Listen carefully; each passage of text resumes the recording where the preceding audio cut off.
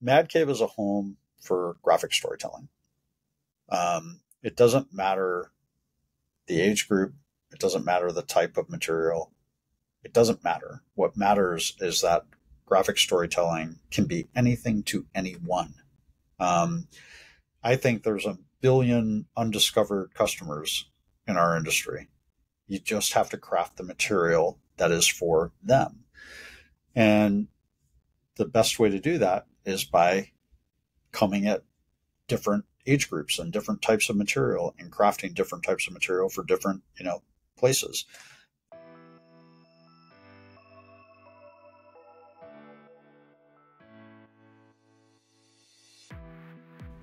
Hi, I'm Adam Freeman. This is Comic Industry Insiders, a weekly podcast where we talk to the kind of the movers and shakers behind the scenes of the comic book industry. We try to get to know them, get to know them as people. Sometimes it feels like they're at a job interview. It's fun for me. This week, I've really been looking forward to this conversation. I love generalists. I don't know if it's my generation or what of us Gen Xers that we just like, jacks of all trades, people who are capable at a lot of different things and not just, just hyper fixated on something. And this week we have somebody who I'm certain is an expert of many, but definitely a jack of many other trades. Mark Irwin has been many things in his career. At a moment just before we started recording, he just let me know that he's just an inker. And I think as we go through his list, we're going to find out he's much, much more. Mark, thank you so much for joining us here today. Thanks for having me. I appreciate it. And you're coming to us from San Diego, is that right? Mm-hmm. How were the waves this morning? Did you get out? I did not get out this morning. Yeah, unfortunately. How often do you get out? I try to get out at least once or twice a week, but it has been sort of difficult since my responsibility levels have risen. So yes, I know that feeling very well. Yeah. For me, it's the Hot Yugo studio, and it was once a day, and now it's definitely not once a day, and I feel it. I hope you get out tomorrow. Is the weather good? Oh yeah, it's beautiful here. It's really, really hot and really, really beautiful. So yeah, I've never been to San Diego where it wasn't. I'm a little jealous. So yeah, I love that place. What? Born and raised. So, that's your whole life, huh? Yep. Tell me about your folks. How did you end up in San Diego? My parents are from upstate New York, and they got married very, very young. And my dad joined the Navy. I was conceived in Pearl Harbor, and then he got transferred to San Diego, and the rest is history. Wow, you are a beach baby from through and through, huh? Oh yeah. Oh, look at that. When we were in San Diego, we talked quite a bit about your career, and I remember you saying you had a very, let's say, formative experience in a 1 hour photo studio. Is that right? Yeah. That's a long story, but yeah, my mother, eventually over time remarried, and the guy who was my stepfather owned a 1 hour photo lab in downtown San Diego. And, as the oldest kid, I was enlisted to work in there. And my job was delivering photos that had been developed for all the local real estate companies that were in downtown San Diego. So they would drop off their rolls in the morning, we would develop them, and then I would run them back to all the offices around downtown San Diego. And back at that time, downtown San Diego was a hotbed of used bookstores right there on Broadway. Really? All of Broadway, it was covered in used bookstores. And, I haunted them. As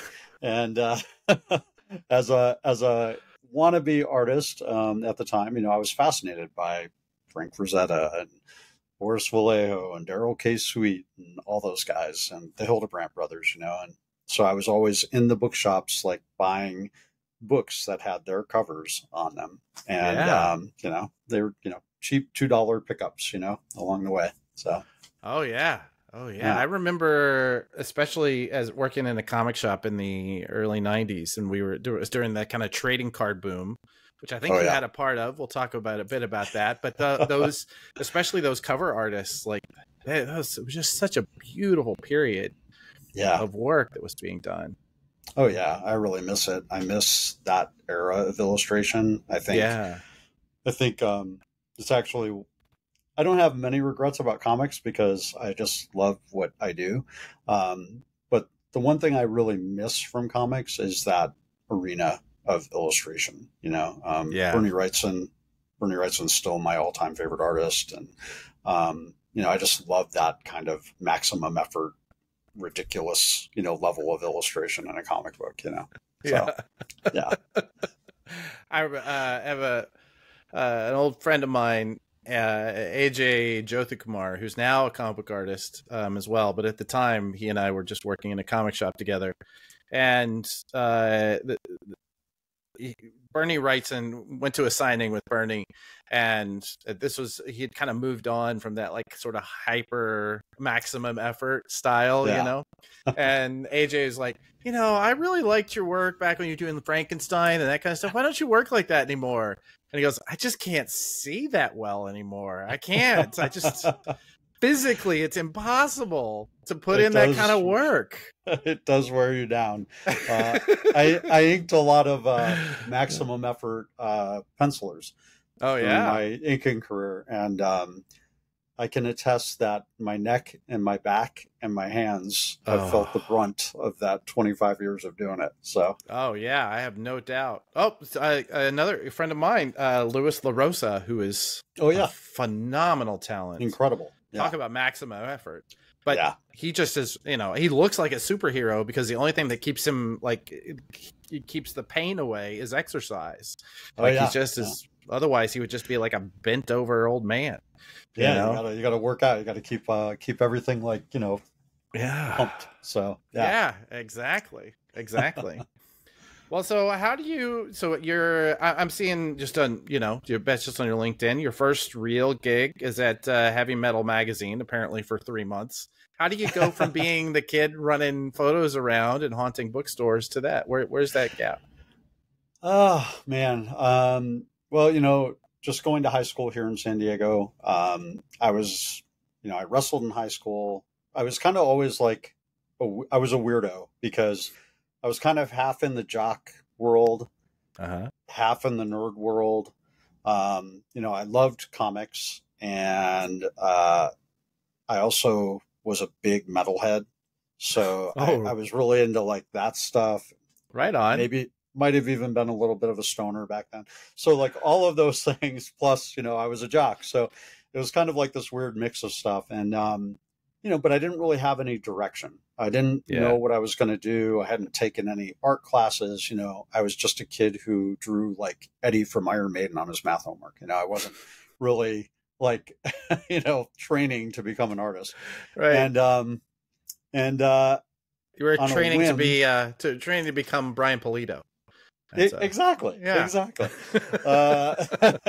And there was a art teacher in the school that I graduated from who was aware of me through another friend of mine who was actually a really great artist and now does like logos for like Blizzard and other companies.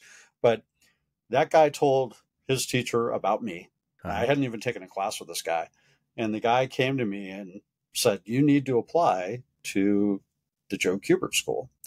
And I was like, what the hell? I had no plans for college. My parents were trying to send me to San Diego State to get a business degree. Yeah. Not the way I'm wired. So I did it on a whim. I didn't. Wait a minute. I just want to pause there. How much of your day now is negotiating contracts and working on business plans and reading P&Ls? Yeah, that would be 100%. Maybe mom and dad knew something. Yeah. Oh yeah, I can't dismiss what they were thinking. They were certainly smarter than I was. But yeah, I threw together like really, frankly, half-assed portfolio. I sent it off to the Kubert School. not even expecting anything. I had no expectations. And I got a letter, and we did a phone interview, and they accepted me into the school while I was still in high school.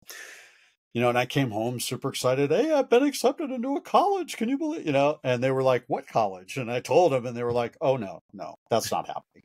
And they were like, you're going to go to San Diego State. You're going to wear a suit. And of course, being the little rebel I am, I was like, no freaking way. And I promptly, graduated high school and moved out.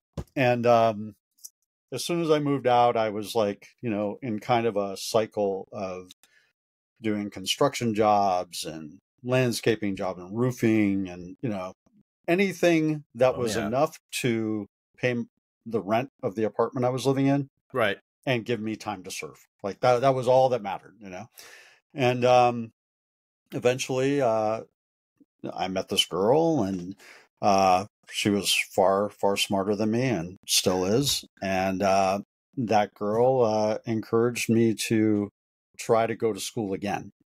And she said, yes, your parents won't co-sign for those student loans, but maybe your uncle will. And I went to him, kind of shared what I wanted to do. And he's like, yep, no problem.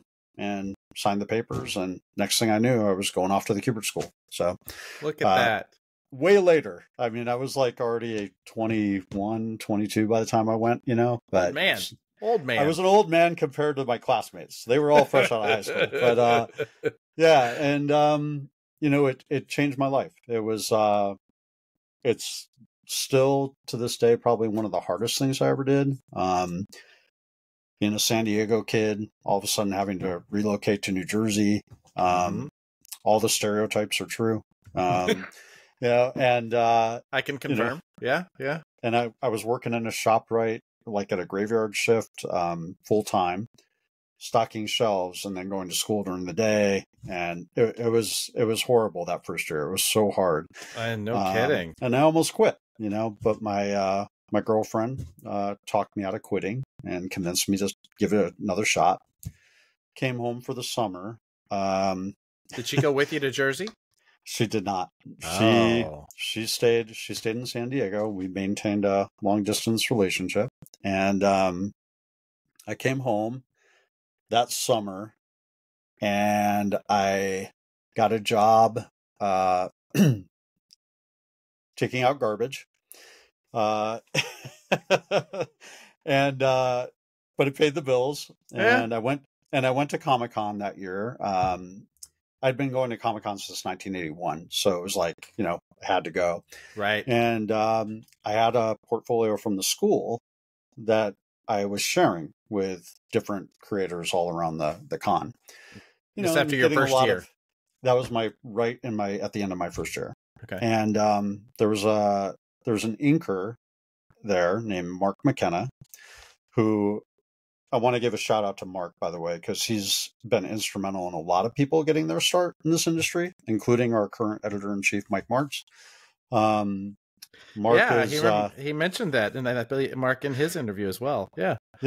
Mark is a great guy, longtime friend, and Mark looked through my portfolio and was very honest with me, and he took a look and he goes, because I could already tell that I had never inked in my life until I went to the Kubert School, but I picked it up really quickly. Like the working with a brush, all of that stuff. Like I felt very comfortable working with it, and I was a better inker already than I was a penciler. So Mark looked through my portfolio and he's like, "Your inks need work, but I can help you with that." But what you have right now that you could get work with right now is lettering. Because I had a sheet of hand lettering samples that I had done. Right. And basically all I was doing was trying to ape Todd Klein and Tom Orzechowski, but it showed, it showed that I could do it. And he gave me his phone number and immediately got me hooked up with a job. And so I started doing I started doing some lettering. It was all hand lettering back then, hand lettering in Jersey. And then he eventually started to give me backgrounds on his pages, and I started doing his backgrounds. And I would ink them. I'd send them back to him. he'd send the next batch to me with Xeroxes of the previous batch with all the places that I screwed up. And he would circle them in red ink and show me what I did wrong.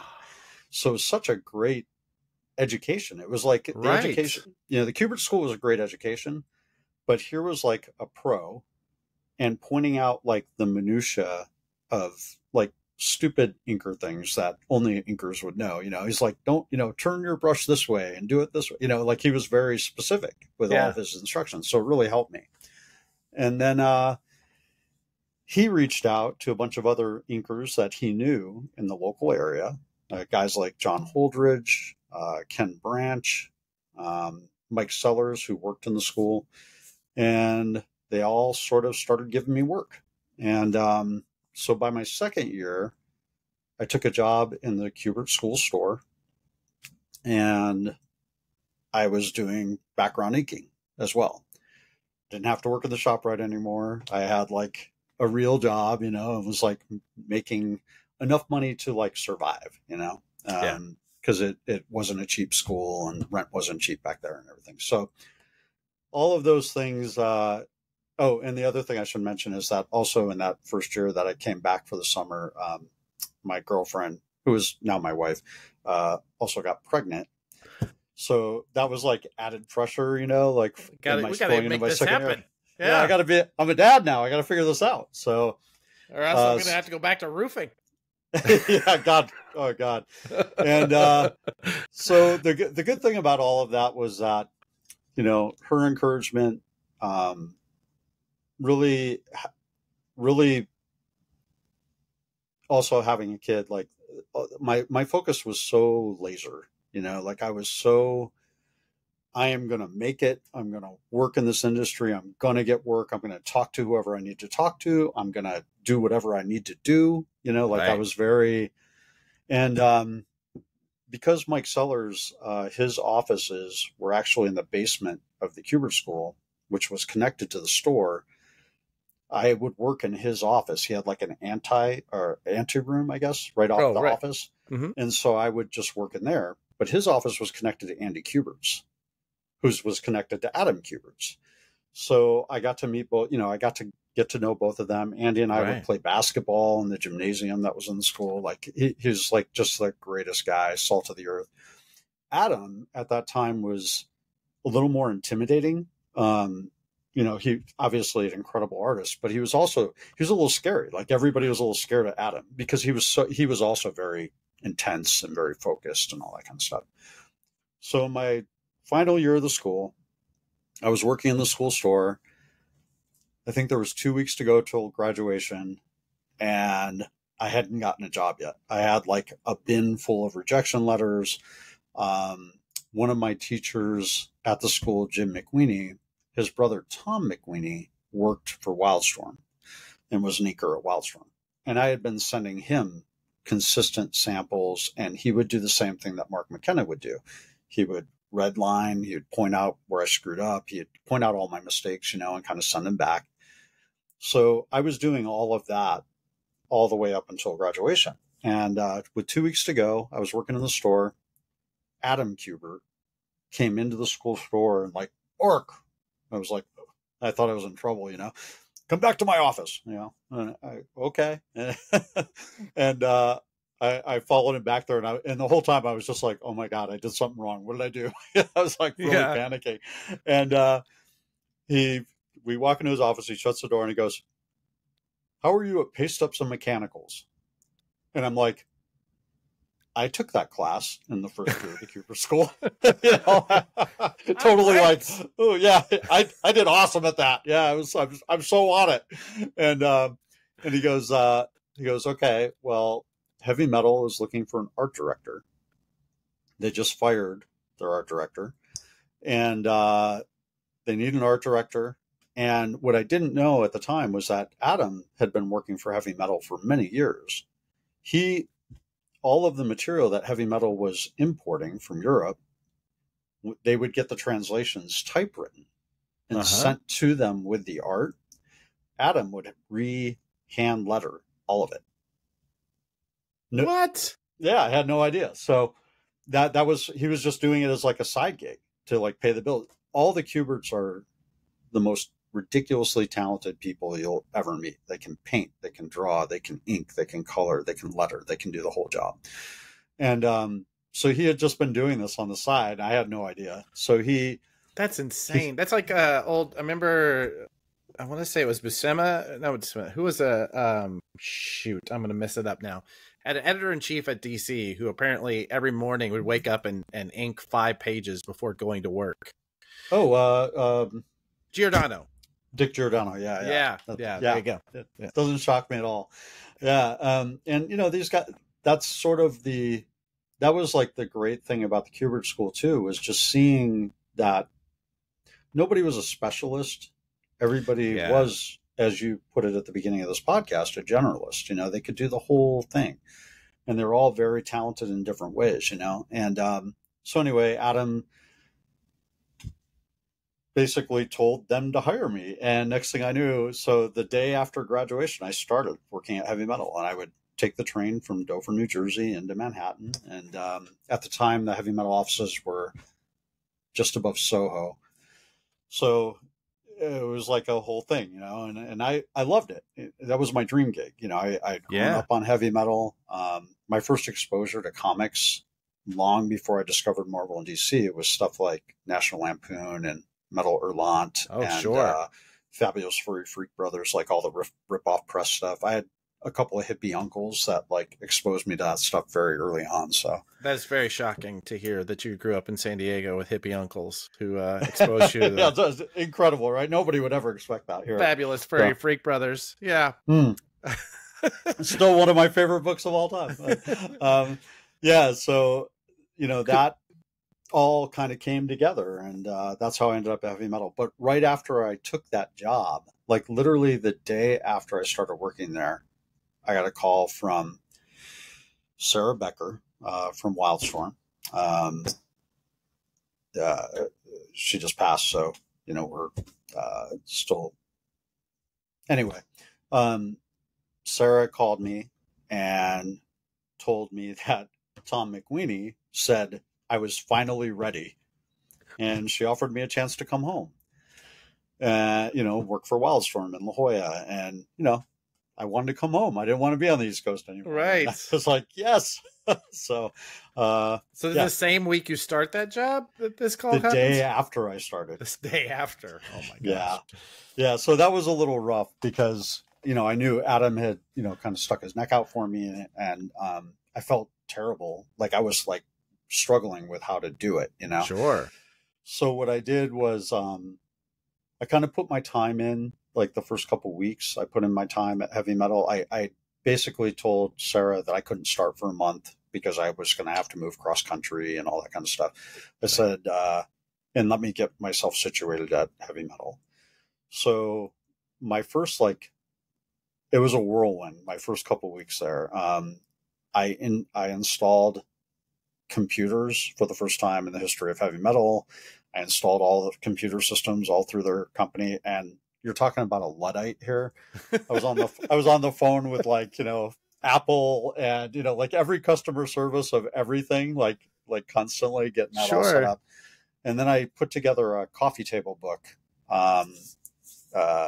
called "It's Only Art If It's Well Hung," which is I remember that book. Yeah, I sold a lot of those books actually. Come to think of it, yeah, what's about 95. Yeah, I remember it very well. Yes. I art directed that book, and that was my lone contribution to my time at Heavy Metal. And so let's take a minute there. Let's take a beat. So this because that is I want to take a beat, and then I want to go back and talk about a couple things just to that you hit on during that story. But tell us, for those people who are not 50 years old on this call, I mean, they're not watching this. Not that I don't know how old you are. I assume we're about the same age. Whatever. I'm 55. Oh, there you go. Oh, well, goodness. All right. I feel like a youngster already. This is great. Who was Julie Strange? Julie Strain. Julie Strain was 1993 Penthouse Pet of the Year. I don't know why I know that. I just know it. And she was Kevin's wife at the time. Kevin Eastman. Kevin Eastman, who was the owner of Heavy Metal, Right. and an amazing sweetheart of a woman too. She when during that month-long period when I was at the offices there, her and Kevin came down from Massachusetts to sort of meet me, and like, who's this guy that's putting my book together, sort of thing. Right. They came down, and both of them could not have been nicer. To this day, Kevin is like, man, I love that guy. He is like one of the greatest bosses, quote unquote, that I've ever had. And I've very rarely ever been treated better, save for my current situation. Well, he's it helps just to be in charge. That does help.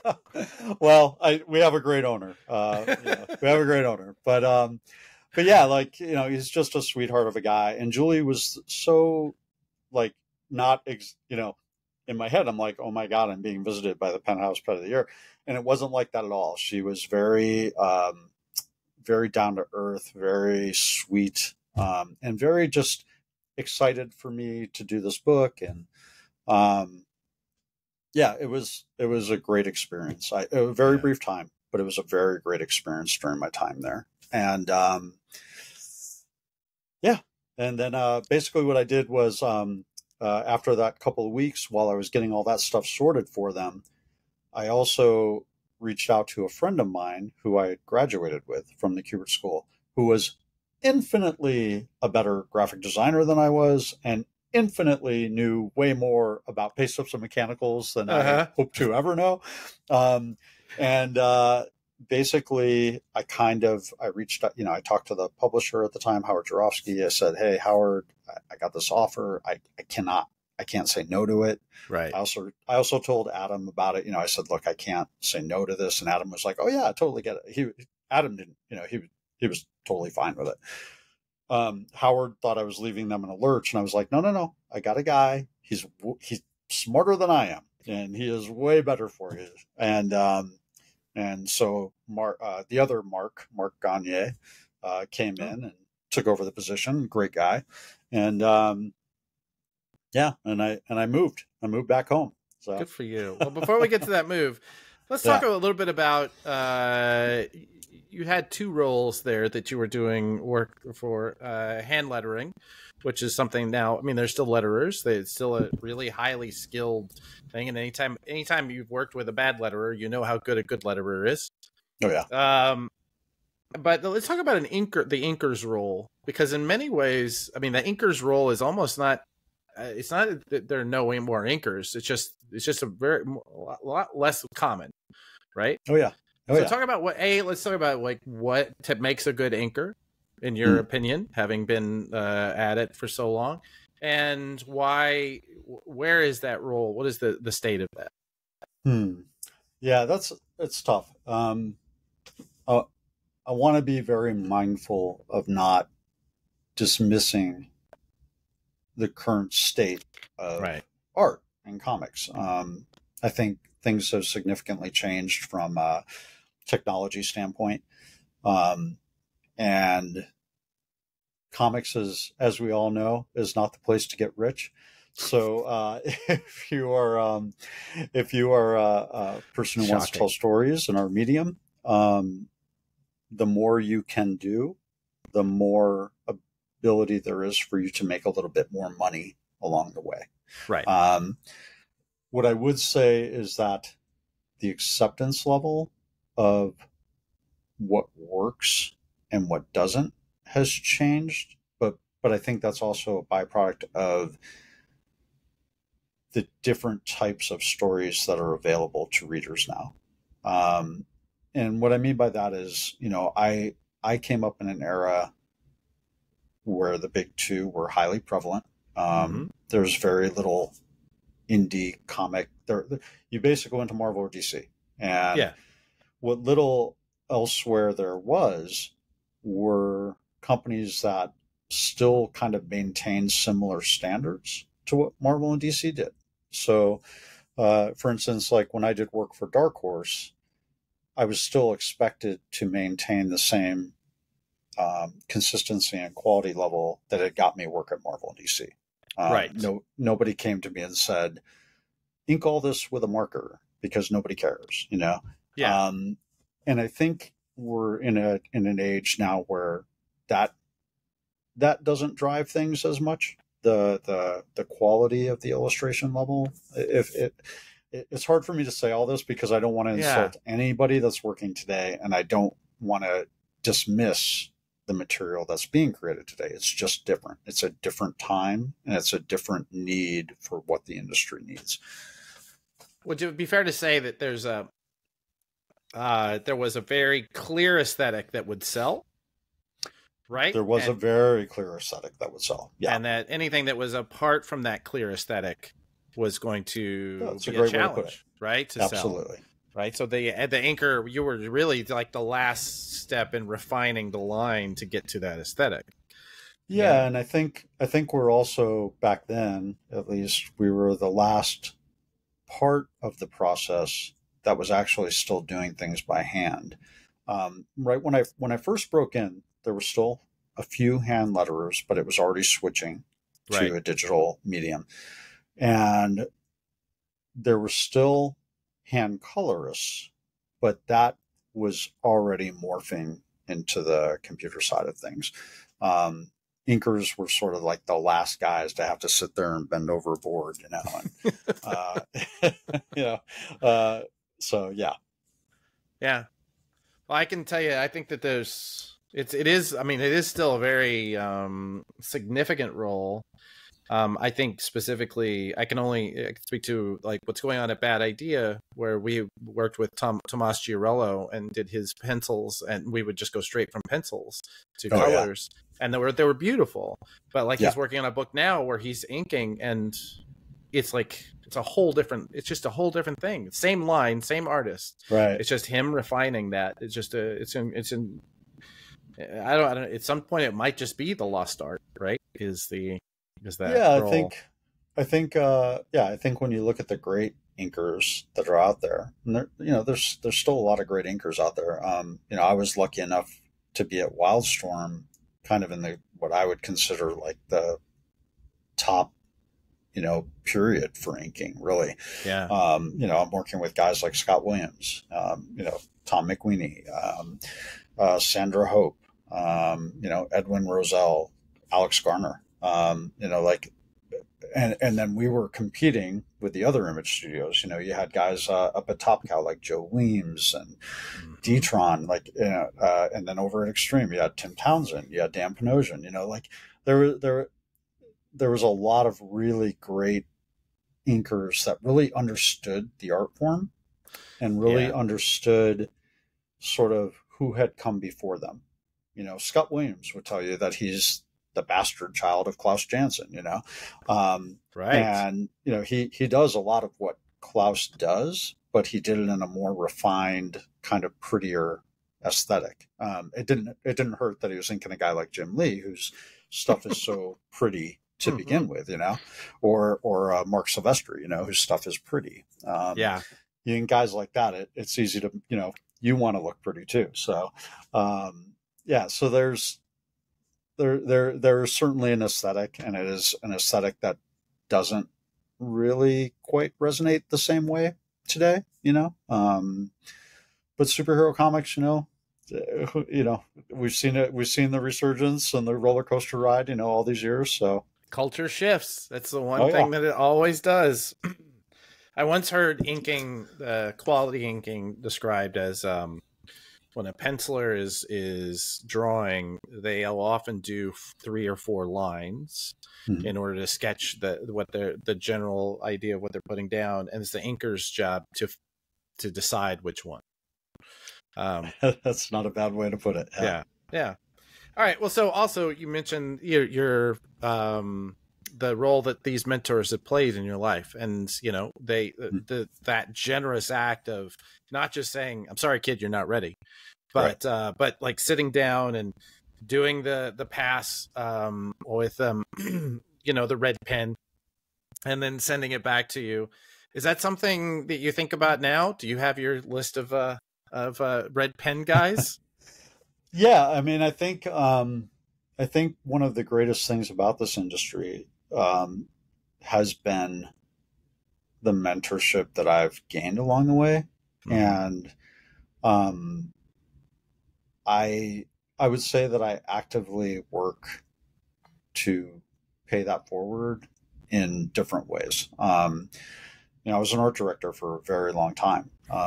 Between heavy metal and then Wildstorm and then onto Upper Deck. And one of the great things about being an art director is you're the guy that is either giving new people a chance, or you're the guy that perhaps is calling old friends that maybe down on their luck and maybe don't have as much work, and you're giving them work, and Yeah. or you're finding different ways to bring new products that will need new artwork to the table and get those things built. And I think in general, if you look kind of across the lifespan of my career, that's sort of been my modus operandi, is trying to pay it forward in that way. When I was at Upper Deck, I was lucky enough during a short period of time to have we had an artist in residence. So I was allowed to go out and find an artist and hire them, and they worked in the offices. And what was great about that was that all three of the guys that went through that role, all three of them lived with me. They all moved out here. They lived up, like, slept on my couch Oh for my sometimes gosh. a month at a time while they were trying to get their life together and Yeah. find an apartment and all that. And all three of them are three of my best friends to this day. Oh, And that's they've all awesome. moved on into different things.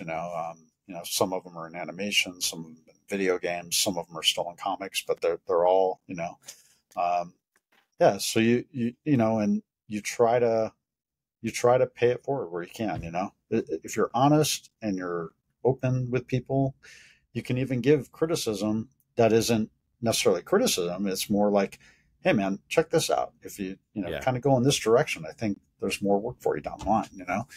um, yeah, so you try to pay it forward in that way. I mean, I'm not the world's greatest artist, and I certainly don't know everything, and all I try and do is be helpful when I can. So Well, I mean, if nothing else, we've been talking for like almost 40 minutes now, and nearly all of it, you've reinforced this idea of that network of people that you build, right? That yeah. bring you along and you bring them along, and you're always increasing that network. I think that's something that we have we've heard time and again, that value, right? That you can't just do the work.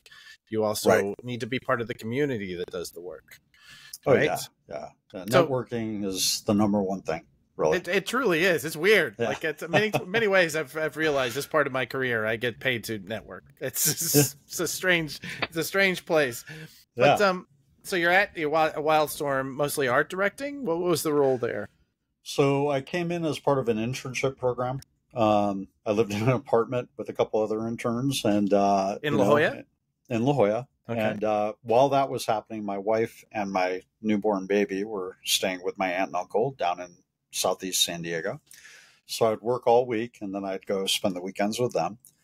And it was different, like we were all in a pit. They called it the pit, Yeah. and me, Richard Friend, JJ Kirby, there was a bunch of us, and we're all in this pit area. And there was a consumer products department that was part of Wildstorm, and between those guys and the editors, they would bring work to whoever they deemed fit for that work. So we did a lot of trading cards, or we did backing boxes, or backing boards for toys, and different types of packaging, and you name it. We did like weird stuff. There was like t-shirt design. There was we did beef jerky wrapping, like just like random weird stuff. But yeah, it was a good training ground. Yeah. And I did that for about a month and a half, and then Ted Adams, who ran the consumer products department, and Chris Aprisco, who was sort of like his second in command there, they came into the pit and they walked up to me, and they were like, "Hey, you were the art director at Heavy Metal. And in my head, I'm like, yeah, for like a month, you know, and they Yes, go, I was. I put yes, that I place on was. the map. And they asked me, they said, do you want to art direct for consumer products? And I was like, heck yeah, you know, and I moved into the office with them out of the pit, and it ended up being really great for me because my second child was on her way. I got all of a sudden now I was getting a salary and I had health insurance and all these other things. Incredible. And they were still asking me to ink books. So I was doing that on the side. So I was getting kind of double salary. It was awesome. And I loved everything about Wildstorm. Jim was amazing. Still have a lot of really great friendships from there. Chris is still one of my best friends. Ted was an amazing mentor. I consider a lot of what I do now and what I know from Ted. So it was a good experience. And all of a sudden I was being asked to do things that I'd never done before. So like project managing things, like, hey, we want to do a trading card product. Do you have any ideas? Okay. And then they'd be like, oh yeah, that sounds good. Why don't you go ahead and make that happen? I'd be like, what do I do? You know? Okay. And, you know, they had kind of like a very small Rolodex, and I would use that Rolodex and then I would add to the Rolodex. And that's sort of how, if you look across my career again, you'll see that I consistently work with a couple of characters, one of whom is Dan Panosian and one of whom is Dave Johnson, Andrew Robinson, a lot of guys that I've worked with for a very long time. But all of that was because of Wildstorm. You know, like I had to hire people to do trading cards and random covers and stuff, and I would keep going back to the well with the same guys because they were so good and they were so professional and like on it. And they still are. Those three guys, I mean, the work they're still doing is remarkable. I legitimately was just talking to Dan Panosian last week and talking to him about another project. I haven't given up hope, Dan. We're going to make it happen. But you know, I was telling him, it's surprising to me that in this stage of his career, he's getting so much better from project to project still. Oh, yeah. Right? Yeah. You just don't see that. No, we talk about that all the time amongst all of our mutual friends. Is like, did you see what he just did? I hate him. You know, because it's like the next thing he does is always better than the last thing he does. He's an incredible talent. Also a great friend. I love those guys. But that was the great thing about Wildstorm, you know, was like it really kind of germinated that idea within me that I had an opportunity to be more than an inker. You know, I had been so focused on being an inker coming out of school. It was like, this is what I got to do to, you know, have a career. And then once I got into the industry, finding out that there's all these other jobs, there's all these other things, you know, and maybe, you know, inking is cool and I love doing it. And over time, not initially, but over time, I got pretty good at it. But there's more. There's a lot more, you know. I don't have to stop at being just an inker, you know. It is remarkable, and I think that there is a place where it was the same for me, where there's a moment where you get to see, oh, this is so much bigger. There are all these people that make this stuff happen, and they all have the same skills that I have. Right? You know, that is remarkable, and I do love the fact that I don't know what it was about the studios that were born during that period, but when I went to work for Top Cow in like the late aughts, they still had a pit. And when I visited Wildstorm, like just before that, they were, I think that those offices were not long for this world. Beautiful, incredible offices. But the pit was still there. There were still people there designing. You know, I think they were just designing Batman toys at the time, but Anyway, so you moved on from there to do the Marvel trading cards. Is that right? No, where does that go? I left Wildstorm in right at the tail end of '99. They had just been bought out by DC, Right. and you know, DC kind of came in, and they would call all the Wildstorm staffers to the president's office of Wildstorm at the time. Who was that? To, Hank? no, no, oh no, this would be way No. before Hank. This is Oh, John. okay. John Nee was still the president. Oh, John. Okay. Yeah. But his office had been taken over by Paul Levitz, and Paul Levitz would call us all in one by one and kind of let you know what was happening and that you were no longer employed. Yeah. And so when he called me in, he said, obviously DC Comics has a consumer products department. And I'm like, oh yeah, they do. And he's like, so we can't, you're not going to have that job. He's all, but we like you as an inker. We'd like to keep giving you work. And I was like, awesome. I'd like to keep doing that. So I kind of came out of it feeling pretty good about it. But like within 2 or 3 months, DC had canceled like every book I was inking.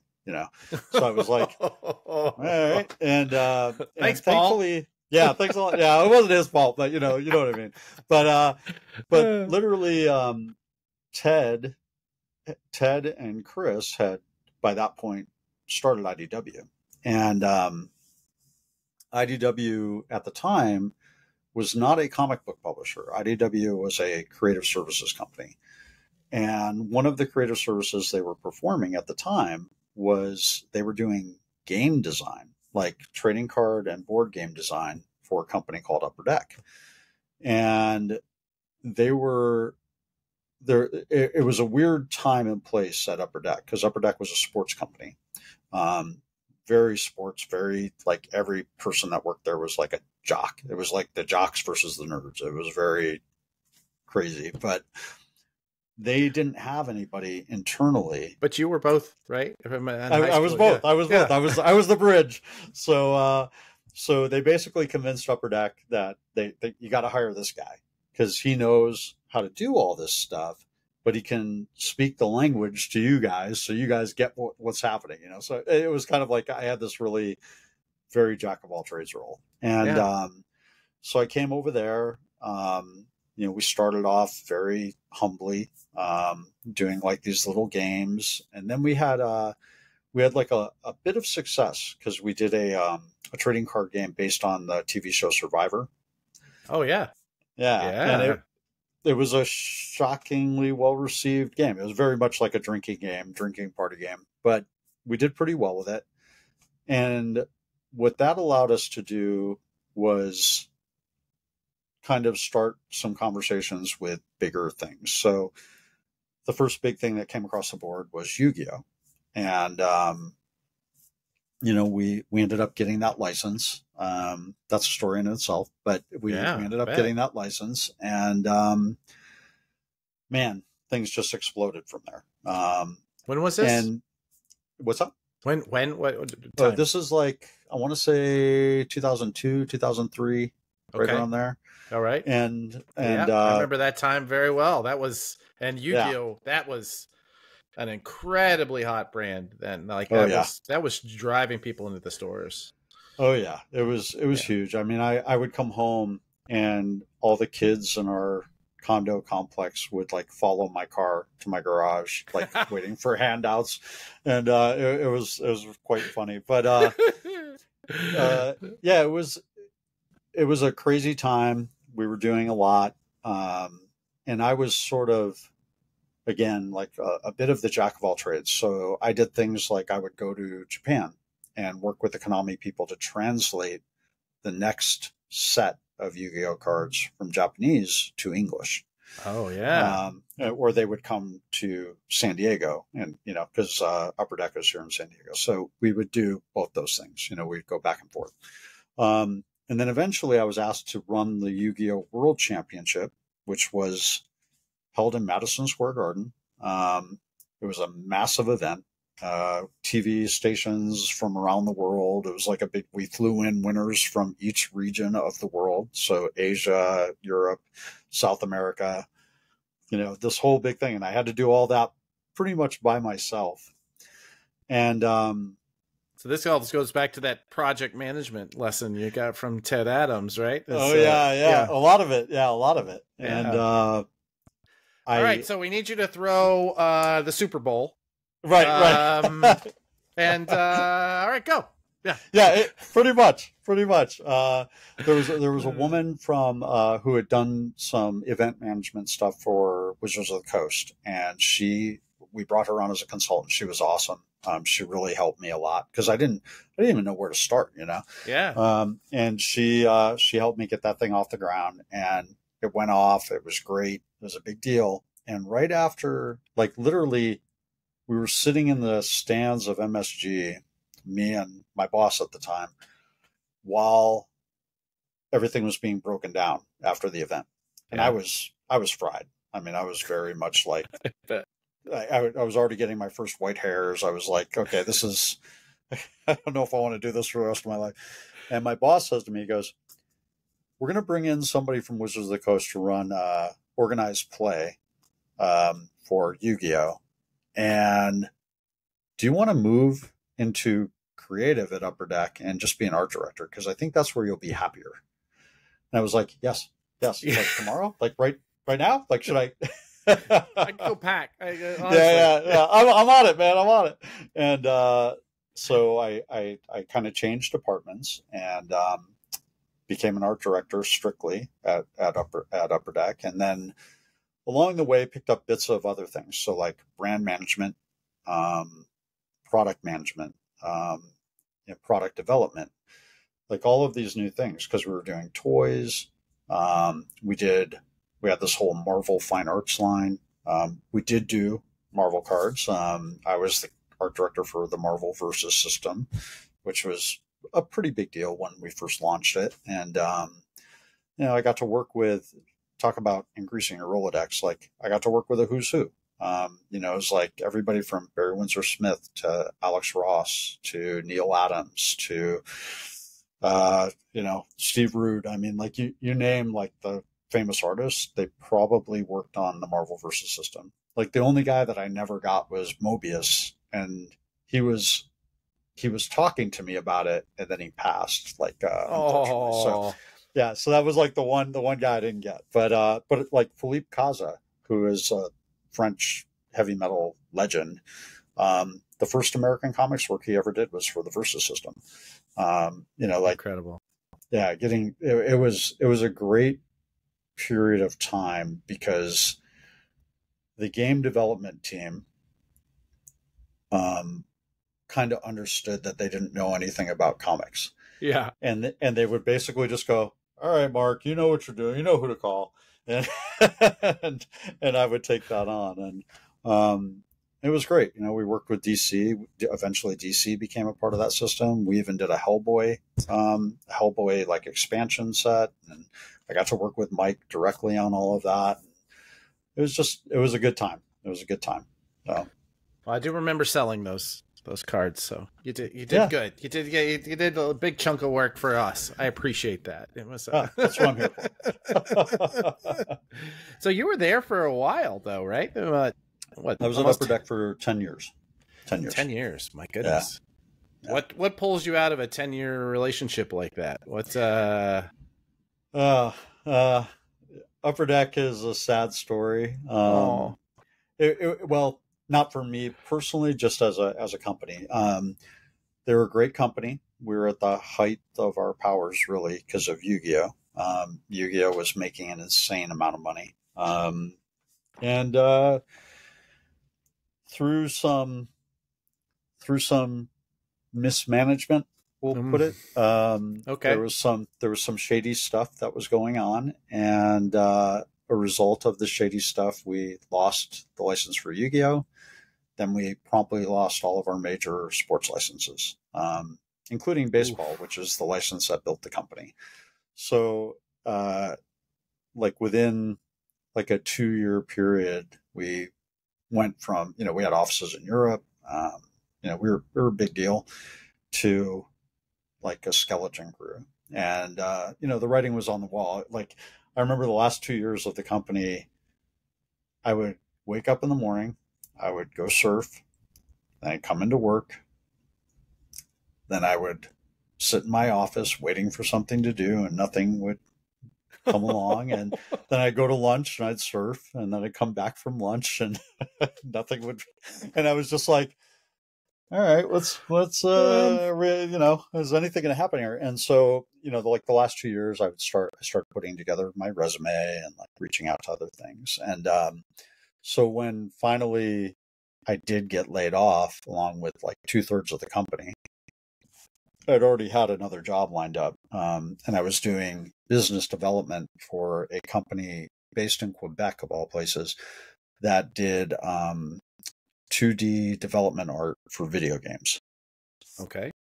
So I'd tangentially, throughout my time at Wildstorm and Upper Deck, I had kind of touched on some video game stuff. Like when I was at Wildstorm, I worked on the Resident Evil comic magazine. So we'd worked directly with Capcom during that time. And during my time at Upper Deck, we worked on things like card captors, and we would talk, I was in the Konami offices in Tokyo and all that kind of stuff. So it's like you kind of got a taste of what was going on the video game side, but I wasn't I wasn't really a gamer. And during this entire period of time, I was still inking. Like I would work at Upper Deck during the day, and I'd come home at night, I'd eat dinner with my family, and I'd be in my little hole inking all night long. So, California is not cheap. You got to work. And so, I would do all that stuff. So when I joined Volta, which is the Quebec-based company I was talking about, I was still inking as well. And Volta lasted about 2 years. I was like their West Coast business development manager. And pretty soon I realized, like, just paying attention to all the landscape and everything, that I could do a lot of what I was doing for other people directly. Like for yourself. So, yeah, exactly. So I started my own creative services company called Creative Militia, and we ended up taking on a number of video game clients, really all through word of mouth. We didn't have a sales department because it was just this guy. Yeah. And I had a team of artists that I worked with, and we did 2D development art for a bunch of like mobile games and online games and things like that. That lasted another couple of years. And then in 2016, everything sort of came crashing down. Both my retainer clients that I had with Creative Militia went out of business. Oh. And 3 of the books that I was inking for DC got canceled. And all of that happened in like a 2-week period. So it was just like, yeah, that was the look on my face. I was like, and that's some Job shit right there. That's some God's trying to teach you a lesson. I know, man. I know. It was crazy. And literally the day after, I was working on Green Lantern at the time, and the penciler who was penciling at the time basically decided to take off to China and start his own comic book company, and he didn't tell anybody at DC. So I was like, hey man, I haven't gotten any pencils. And they're like, oh, we just found out. Oh, yeah. We got any pages in a while. We should call him. Yeah. And then I was like, okay, so you got anything else for me? And they're like, no. And that was like literally it. Oh. And that's the biggest problem I've always found with the inking side of things, was that I was inking guys like Jim Lee, Chris Bichello, Doug Mankey, like kind of a who's who, right? And sure. But also a who's who of people who are often late. Very much so. And I was a guy who editors knew, like, I never blew a deadline in my entire career. Was always reliable, could always take on a lot of work, and always did at least competent work. Even if you needed like 6 pages overnight, I turned those 6 pages in, and they were printable. Maybe not the best stuff, but they were printable, And what do you want? Overnight. Yeah. No problem. And Fast, good, and cheap. Pick two. You picked the wrong one. Yeah. Okay. exactly. But the biggest takeaway from that was that there was no loyalty. So like there wasn't anybody at DC or at Marvel that was saying, "Hey, we got to hook this guy up." Like he's always hooked Yeah. us up, you know. There was nothing like that. So, um, so literally the day after Green Lantern got, I found out that it was over. I got a call from Insight Editions, which was a book publishing company up in Northern California, Mm-hmm. and they found me on LinkedIn. I had sent in a couple of they posted for jobs, and I kind of did the LinkedIn thing of yes, I'm interested in this job sort of thing, but never had gotten any call back or anything.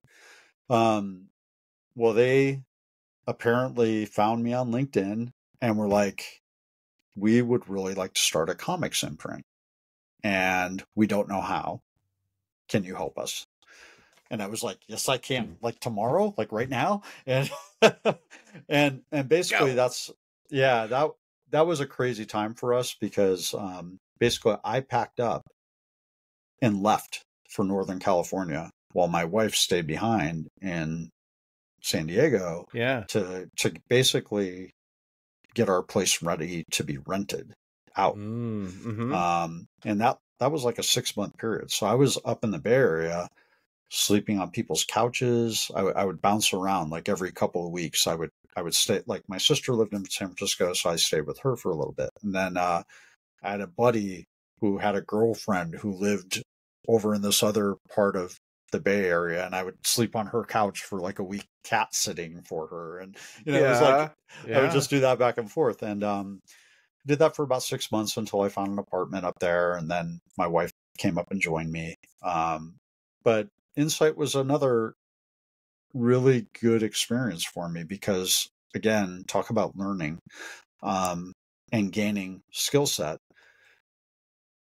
I knew how to make a comic book by that point, like I was I know how to do this, and so coming in and teaching them everything from like, this is what the spine should look like. This is what we're doing, like I hired Ryan Hughes to design the Insight Comics logo, it was stuff like that, That's the Prana logo is done by Ryan. Ryan is an amazing talent. Yeah. He's phenomenal. And such a great guy. A great guy too.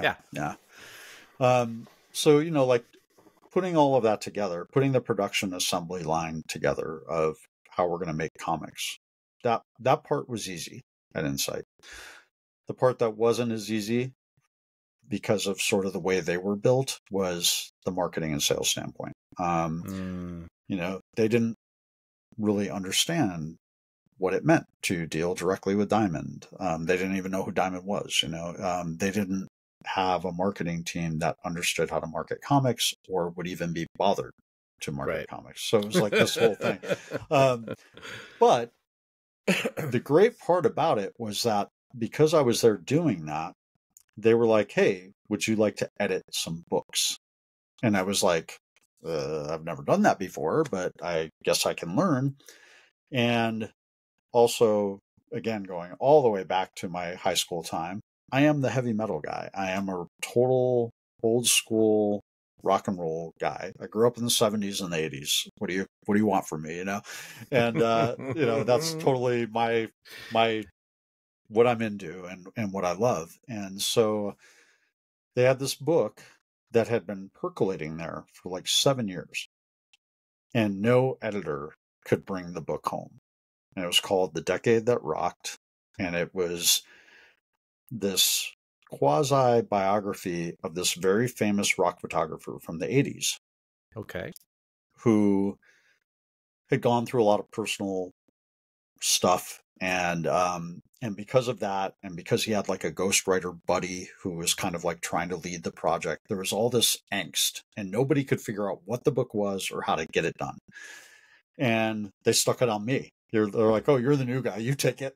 and I was like, so for the 4 years or so that I was at Insight, that was like a project that I worked on. And I just learned a lot, like I had never worked with a book designer before. I never really understood book layout or how all of that stuff flows, like how the caption text has to be different than the main text and how you have to have this flowing into this to make sure that it's a comfortable read, and different signatures, for different, page counts and all these different things. And also how the books were sold. Right. So like, Right. if I'm developing a book like The Decade That Rocked, maybe we also do a special edition of The Decade That Rocked, and it comes in like a clamshell book, clamshell, and then we add all these bells and whistles, but we only sell it D2C, and we sell it through these 4 avenues, at this special rate. And like, these are all things that I just, I didn't know. So it was really, thankfully, I might be a little dim, but I pick things up pretty quickly. So, like along the way, I would pick stuff up and I would start. I believe the second part of that sentence. Sure. Well, I would just start adding all this stuff to sort of my master planning of how to make books, And also during that period, I did a book with my favorite band, Rush. I did a book called Wandering the Face of the Earth, which I had to fight tooth and nail to get Insight to even want to do it, because everybody was like, nobody cares about Rush. Nobody cares about them. Like nobody would ever buy that book. And I was like, no, you guys got to trust me. You got to trust me. This is going to happen. Well, that book ended up being a massive success. It was a big deal and I think it sold like 25,000 copies out the gate, which is really good for a $50 book. Yeah. It continues to sell to this day. They're on their 5th printing of it. It was a big deal, and allowed me to create a relationship with Rush, which was awesome for me personally. Yeah. But those books were such heavy lifts from a design, editorial, and production standpoint that you really get into the weeds of how the bread is made, like you're really starting to understand like, oh, I need to get this type of binding for this particular paper because this kind of paper is like 3 pounds heavier than this other paper. Mm-hmm. But that's the only paper we can use if we want this to look like the most beautiful thing ever, If you want to charge $50, it needs to feel like $50. Exactly. Yeah. This book right here, the Bill Stout book that I did, Fantastic Worlds, that book was a crazy heavy lift. Just required so much because I had to get Bill provided a certain amount of content, but then we had to go back to him, like, Bill, that piece that you sent us is not high res enough for printing in a book, but it's 350, DPI. Like, no, Bill, it has to be like 1600 DPI, and this is why, Yeah, all of that sort of thing, and thankfully at the time, Insight's kind of sister company is Sideshow Editions.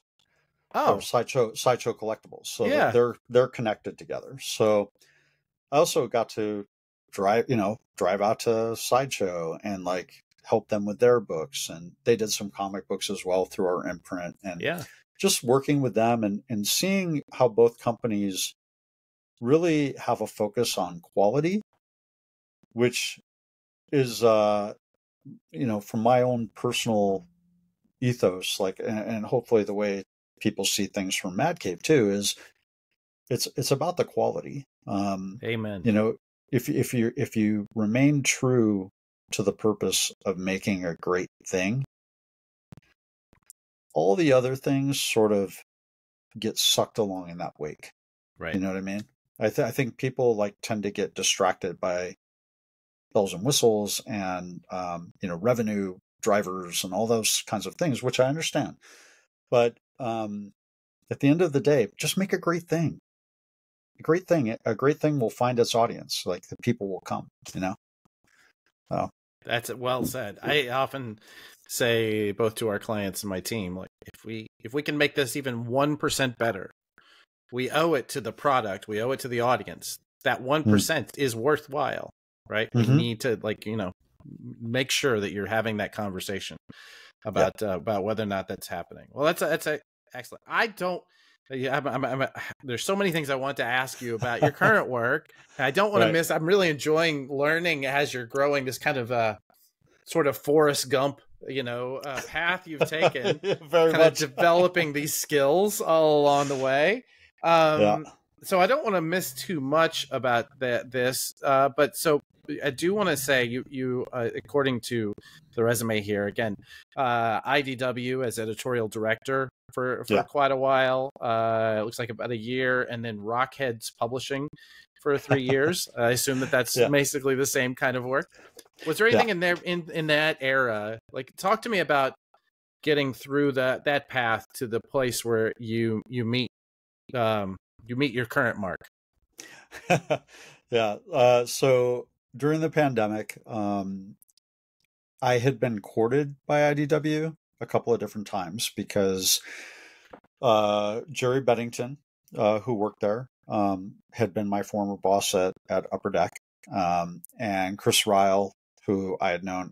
Obviously I knew the original guys from IDW. So I'd always been I'd never worked for them, but I'd always been tangentially involved with Upper Deck because my 4 best friends started the company, Right.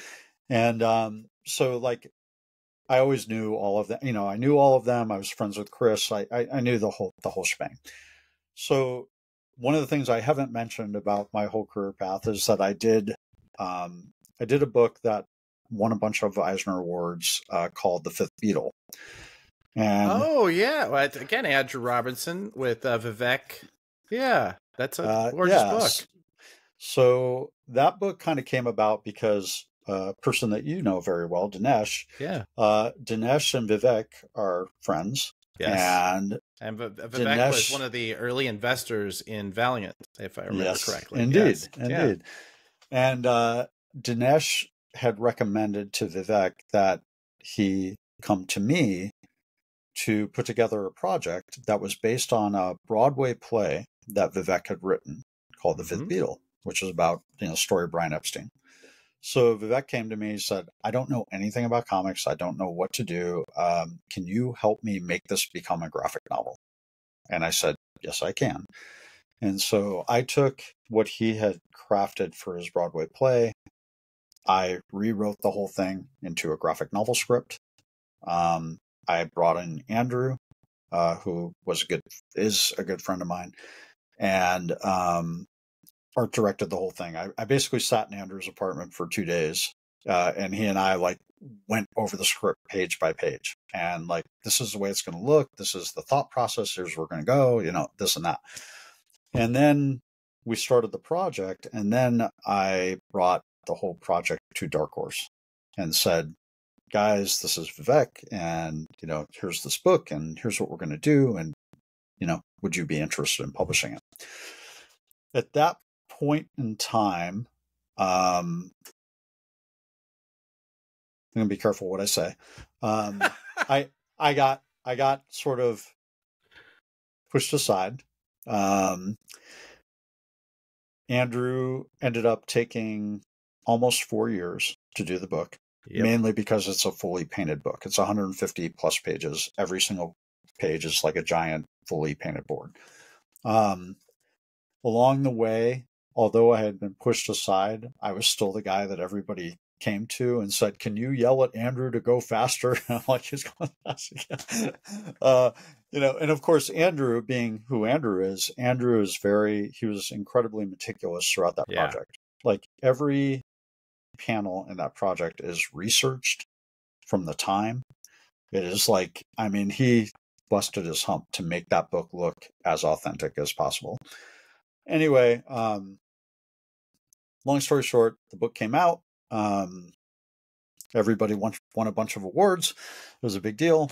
Fast forward to my time at Insight, and in between my time doing The Fifth Beatle and my time at Insight, I'd worked on a couple of other things that were all music related. I did, there's a book called The Making of Farewell to Kings that a company called Fantunes put out. I edited that.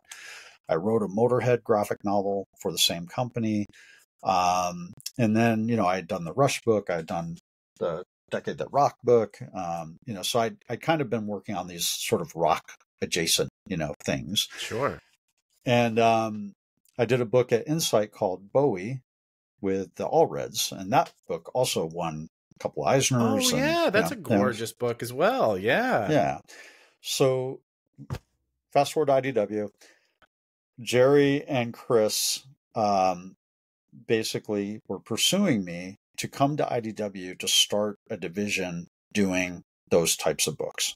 I have a very set vision of what I think the mix of music and graphic novel should be. And they liked my vision and they wanted to hire me to come there. And I kept saying no because the offer wasn't strong enough at the time. And I was learning so much at Insight too, Yeah. And but eventually the offer became great, and it came at exactly the right time because the pandemic had hit and Insight was sort of in a panic and they were laying people off right and left. Oh, And yeah. so I took the job, and it was great because my wife and I got to move back to San Diego. And the only problem was when I got there, it was only to find out that IDW was in a lot of chaos.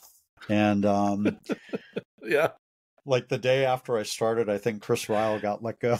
And oh no. And then they went through a number, like they went through I think 3 or 4 different publishers during my time there. And they still, I think they they just lost their publisher. So they did, yeah. It's hard to keep up. But they went through a lot, and I ended up sort of being, although I had that title, my real job there was sort of being a mix of assistant to the publisher and sort of hatchet man for a bunch of stuff that nobody else wanted to do. So we had a person that worked there that didn't like the fact that IDW had a games division, and decided that they didn't want a games division. So I was asked to kill it. And I was like, okay. Well, and I was like, well, first off, thanks. And second off, like if we do that right now, we're going to lose money because we're contractually obligated to all these different games. I said, but if you give me 6 months, I can make us a lot of money and still kill the division. Still put it away. Like, yeah, we'll finish up our contracts and then we'll kind of let it go away. And no. I don't care. It's not my money. I don't care. And I'm like, well, it's somebody's money because we're a publicly traded company, but okay, And I kind of I very gently like pushed back and kind of got permission from other people that were at the same level as this person to continue on. Well, fast forward, the games came out. We made a lot of money. And like 2 weeks after that, they decided to lay me off. And I was like, well, you're welcome. It's like, I just made you guys a lot of money. Thanks a lot. Oh my God. But so it does explain why we see headlines like IDW loses another $900,000 in this quarter. Yeah. I mean, listen, I can't blame any one person for anything there. It just, there's a lot. I think there's a lot that kind of happens at such a high level that everybody that's working within the company is sort of, unfortunately, a byproduct of that unknowingness, So, but long story short, a friend of mine who was a marketing person who had worked for me as a freelancer at Insight, I got laid off at like 9:00 in the morning. I was freaking out because we just bought this house. We'd only been here in like 8 months, and I was like, oh my God, what am I going to do? Yeah. And and I'm not a young guy, so I'm like, how am I going to, what's going to happen? And my wife and my daughter were both awesome. They were both like, Dad, don't worry about it. Like, we'll pitch in. We're making money too. It's going to be okay, and you'll figure it out. And they both pushed me out the door. They basically said, go surf. I said, when you come back, everything will be okay. And I was like, and of course in my head, I'm like, no, it won't, but I did. I went surfing. I went surf for a couple hours, and I came back. I was in a much better frame of mind. I sat down at my laptop. I reached out to a bunch of people I knew, and just said, hey, I'm free. And if you guys know of anything, please let me know. And this marketing person who I'd worked with got back to me, and she said, you need to talk to this guy. So trust me on this.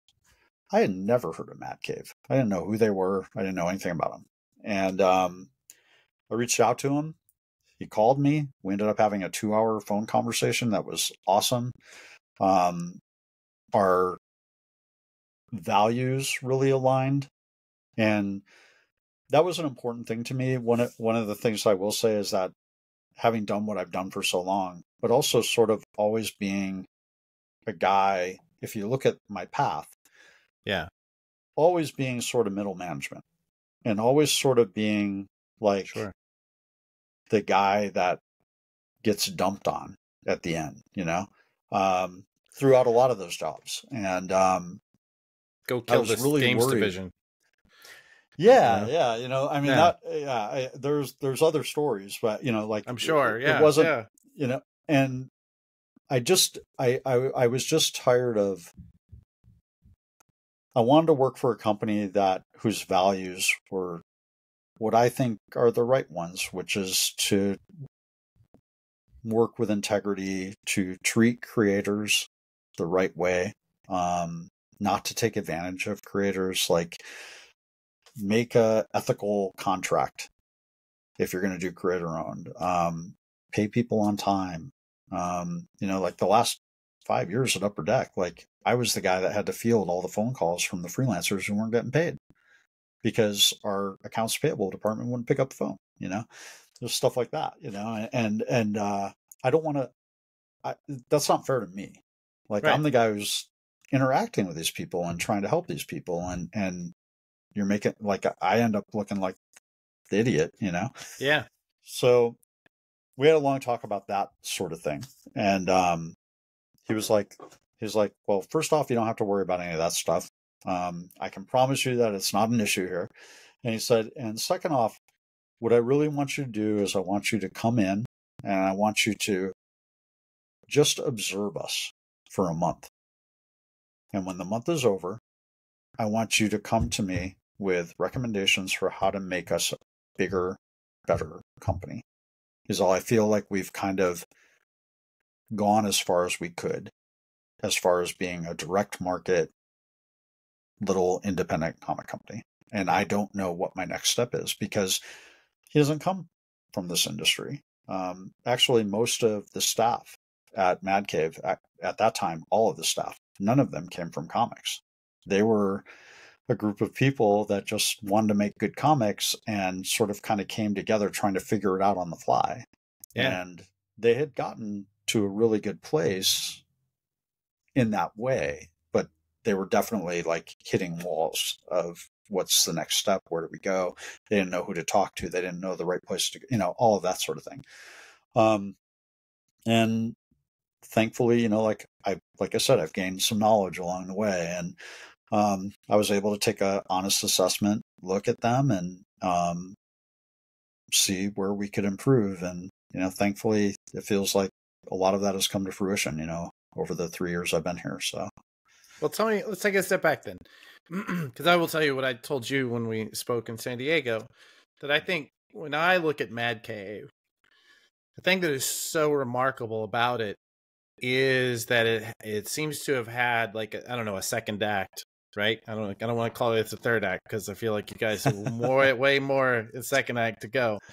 Right. But it's so rare that you see that. Normally, it feels to me like if I look at what Mad Cave solicited and what they put out before, kind of you came in and they really leveled up very quickly.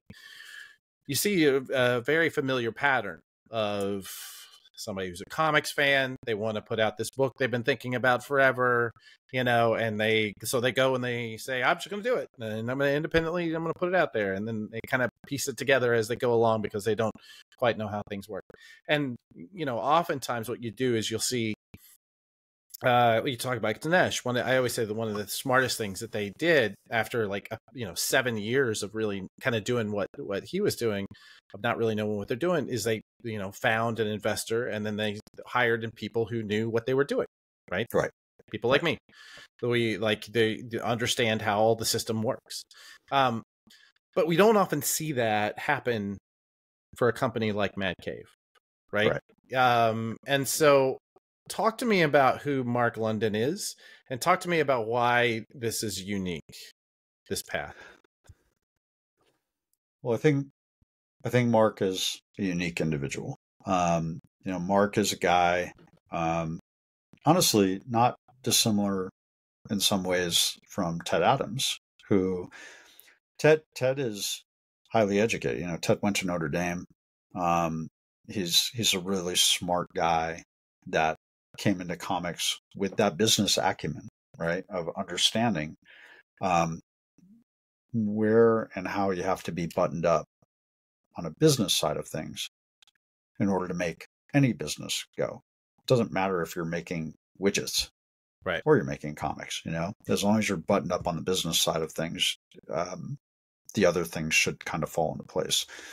And Mark's got a master's degree in business administration, and he comes from a successful family business, one of the largest development companies in all of South America. His wife is also very smart, and same thing, comes from like a family that has an amazing business in South America. And they both have high expectations for the way they expect things to run. Where Mark is unique is that Mark, like you said, a lot of people come into this business because they think comics are cool and because they have that one idea. Where Mark kind of separates himself from that is that Mark's got a lot of ideas, and Mark is actually a good writer.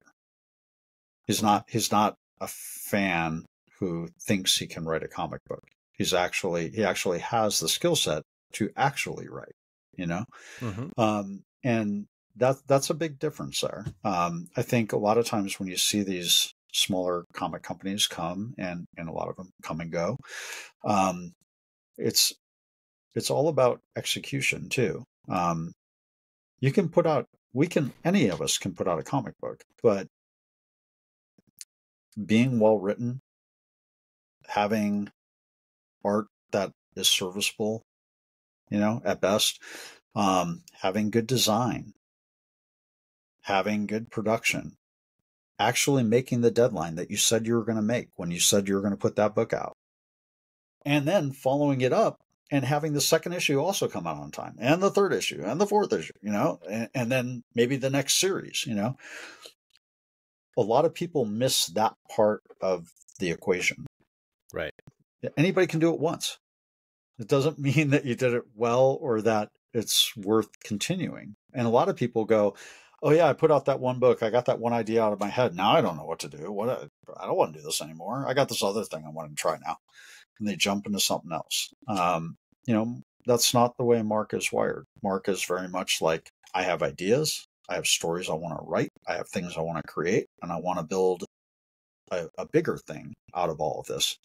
So he assembles a team. He's got a team that does production design. One of the things actually that impressed me about when I joined the company, again, being a guy who had no idea who Mad Cave was, all of a sudden I joined the company and I see we have really competent graphic designers that know how to design a book, and we have a production staff that actually knows how to build a full comic book, and it's like, oh, you already got half of the secret sauce. Now you just need to have these other parts of the secret sauce. One of the other things that they had that also really impressed me when I joined was they have a a marketing team, very young marketing team, Mm-hmm.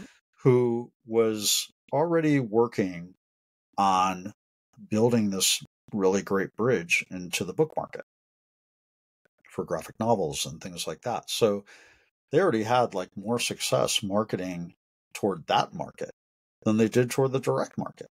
And I was like, wait a second, this company's like, in a lot of ways, is ahead of the game. Like, Yeah. they just need some fine tuning and, some maybe some, I don't know, other imprints that we can add. And we really have places to go. So, you kind of come in and you start seeing all this and you're like, wait a second, this is not, I mean, I'm not going to name any past comic companies, but this is not like joining, XYZ Comics in, I mean, 1989, I think you could probably name some names. I don't think anybody's really feeling. We all know who you're talking about. Sure. Yeah. Yeah. So I think from that standpoint, it was really exciting to see an owner who was so committed. And the other thing that kind of blew me away is watching even the finance department. Like, man, a bill comes in, a bill got paid.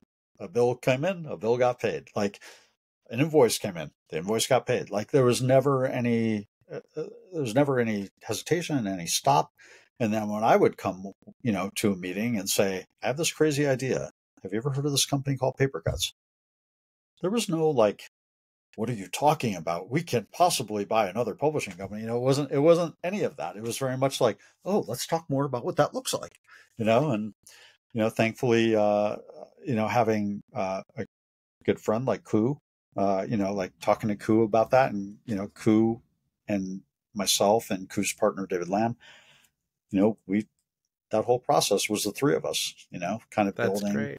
what that was going to look like. And regular and listeners to the podcast will know he's talking about Kuya Lang, who was the second episode of this podcast.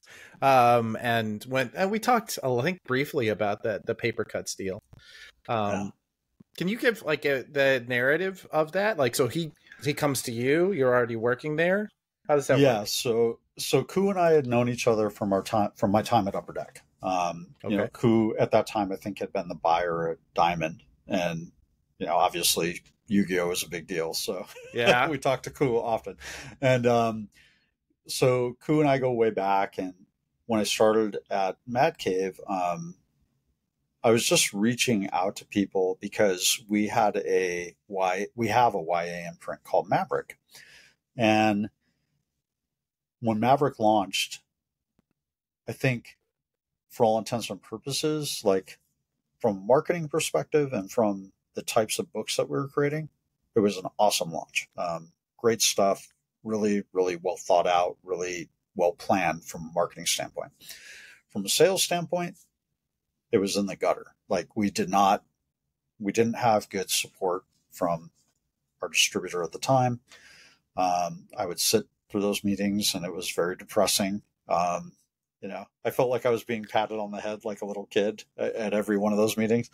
And I reached out to Koo, just, kind of giving him the lay of the land and, like, hey man, what do you think? What's your perspective? And Koo goes, maybe talk to this guy. And I was like, okay. And that's all he said. He gave me an email and goes, maybe talk to this guy. That's all he said. And I was like, okay. And I reached out, and that person ended up being the guy in charge of Simon & Schuster. And we had a great conversation. And he's like, I would love to have Mad Cave at Simon & Schuster. I would love to have you guys here. And I was like, okay.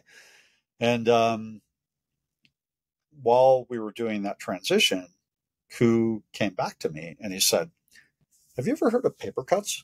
And I said, oh, of course. I knew Jim. I didn't know Terry as well, but I knew Jim.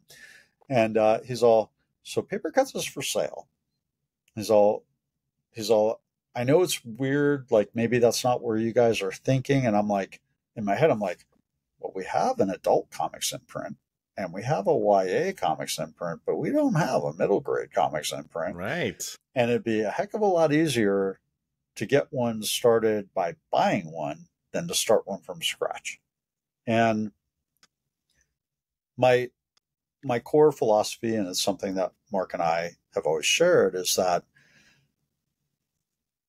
Mad Cave is a home for graphic storytelling. It doesn't matter the age group. It doesn't matter the type of material. It doesn't matter. What matters is that graphic storytelling can be anything to anyone. I think there's a billion undiscovered customers in our industry. You just have to craft the material that is for them. And the best way to do that is by coming at different age groups and different types of material and crafting different types of material for different, places. And so paper cuts made a lot of sense to me. When I presented it to Mark, initially it was like, oh, we're not ready for that. We're not ready for that, and I was like, okay, I just wanted to let you know that it was out there. And, but of course, Koo and myself, continued talking, and Koo was still in the information gathering process for the paper cuts sale. And he would just make me privy to more and more information as time went on. And I would consolidate that information and then eventually present it to Mark. And we finally got to a place where Mark was like, dang, I think maybe we should do this. And I'm like, yeah. And, well, if you think so. Yeah, I guess. And yeah, so we went through the process, and, thankfully, and I won't say it was painless. It wasn't painless. And it definitely, the transition especially was painful and took a while. Mainly because we were already with Simon & Schuster, and Paper Cuts was distributed by Macmillan. So there was a lot of back and forth we had to do with how, inventory and sales would be transferred, all that kind of stuff. Right. But I will also say that it's paid off for us. It took a bit, but it's paid off for us, and it's allowed us to be more flexible in what we do. It's also allowed us to try and think, which I think most major, like probably the big five, probably all think like this. If you're diverse in your offerings, and you're diverse in your distribution, and you're diverse in your, the different types of material you're crafting, you're not over reliant on any one division. So as much as I love the direct market, and as much as really that's the story of my career is the direct market, we're not over reliant on the direct market to be the thing that keeps Mad Cave afloat. Right. Yeah. And I think that's very smart. And I think it's really, I'm doing I'm not sure when we're going to broadcast this, but I'm doing a panel for Comics Pro.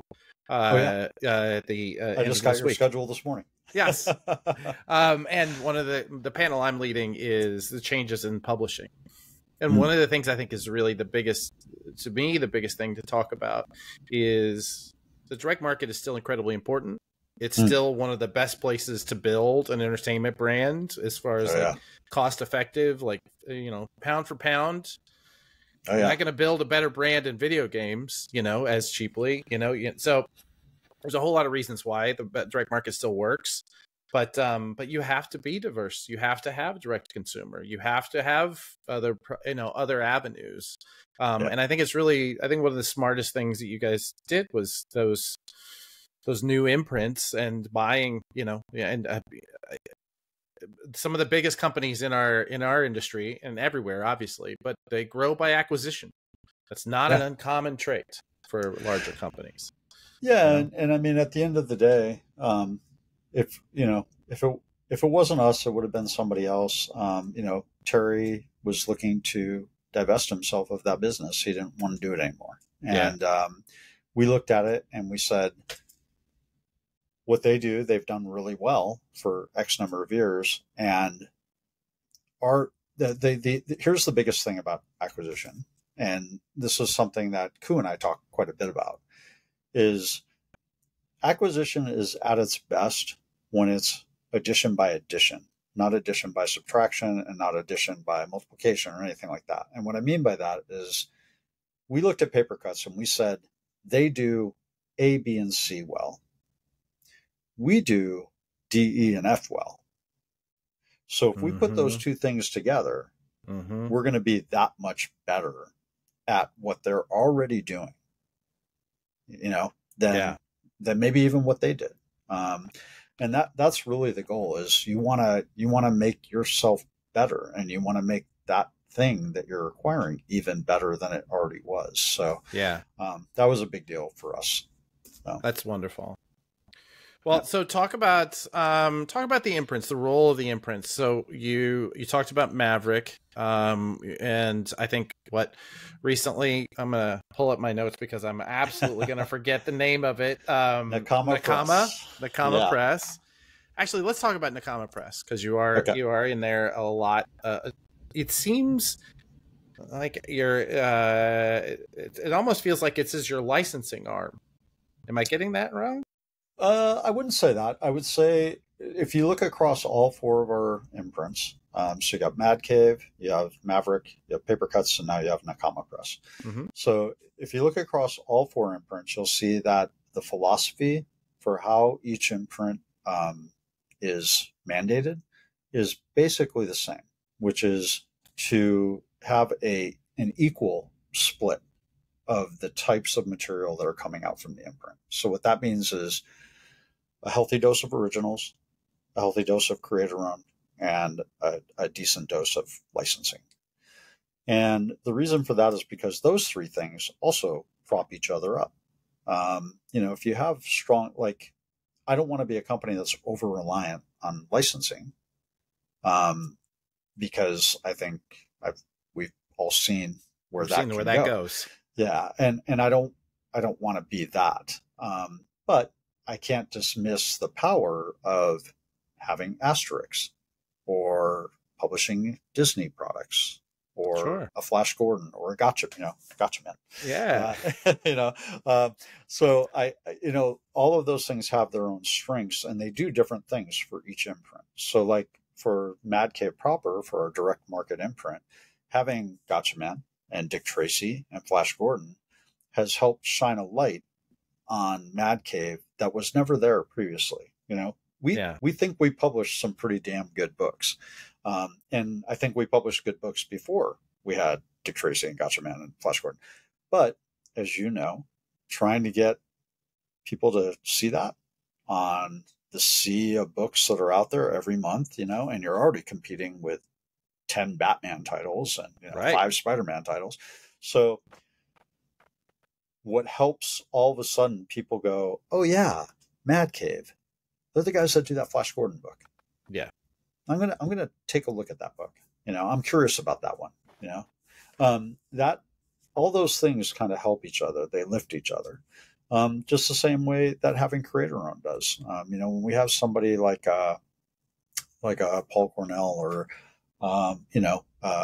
Cullen Bunn, working on a Mad Cave book, it gets people excited. They're like, oh, I always loved that book that so-and-so did over at Image. I wonder what they're doing at Mad Cave.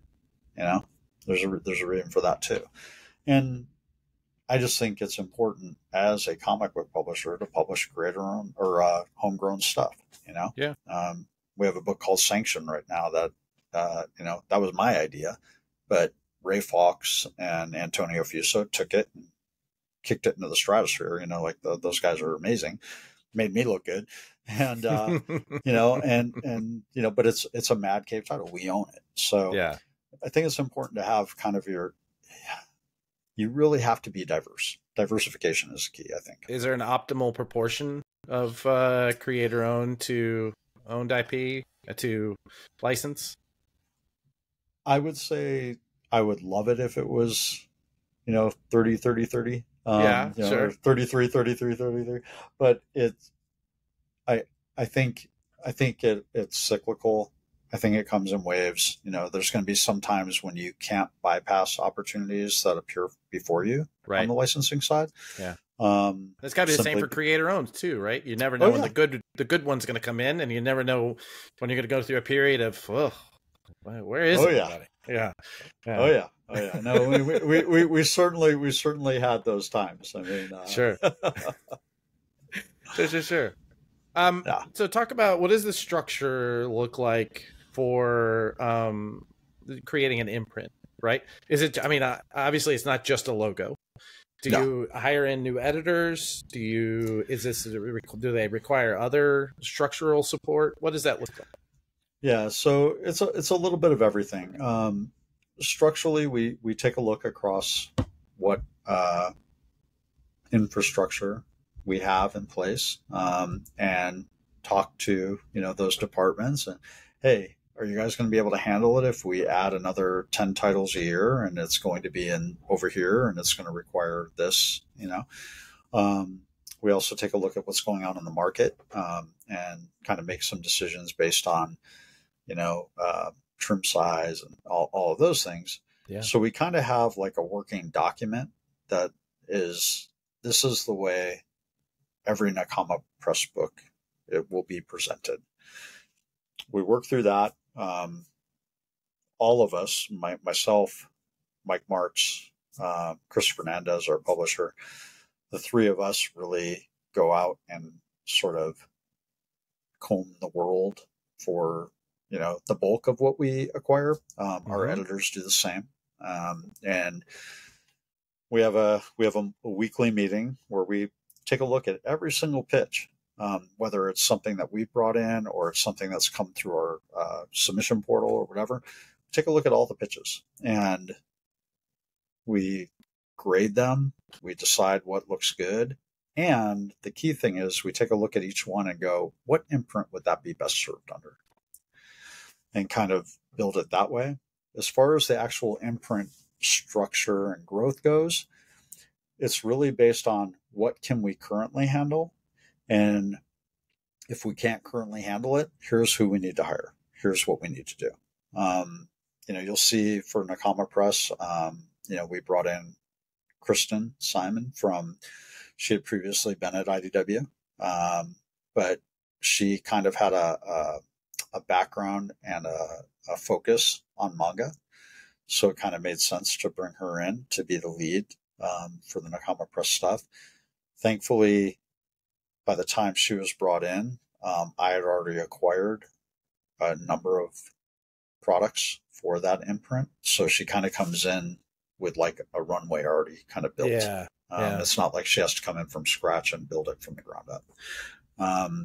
Thankfully, our marketing team is also like well-oiled machine that was ready for it, and kind of. It's a strong team, I can tell you. Having worked a little bit with your team, they're some of the social and the general marketing team that you have there is impressive. You guys do a good job.